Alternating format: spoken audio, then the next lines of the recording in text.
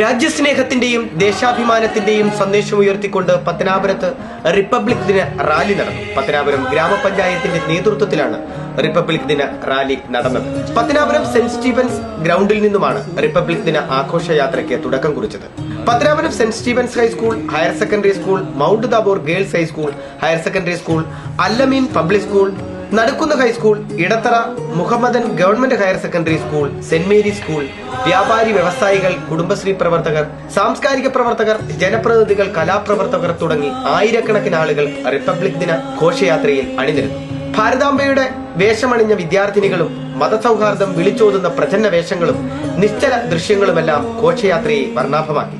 Pathanapuram Deira അങ്കണത്തിൽ നിന്നും ആരംഭിച്ച സാംസ്കാരിക ഘോഷയാത്ര നെടുമ്പറമ്പിലെത്തി സെൻട്രൽ ജംഗ്ഷനിൽ സമാപിച്ചു. പത്തനാപുരത്തിന്റെ ദേശീയബോധവും രാജ്യസ്നേഹവും വിളിച്ചറിയിച്ചുകൊണ്ട് നടന്ന വർണ്ണാഭമായ ഘോഷയാത്രയ്ക്ക് സമാപനം കുറിച്ചുകൊണ്ട് നടന്ന സാംസ്കാരിക സമ്മേളനത്തിൽ Saint Stephen's corporate manager reverend father K A. Abraham ദേശീയോദ്ഗ്രഥന പ്രതിജ്ഞ ചൊല്ലിക്കൊടുത്തു.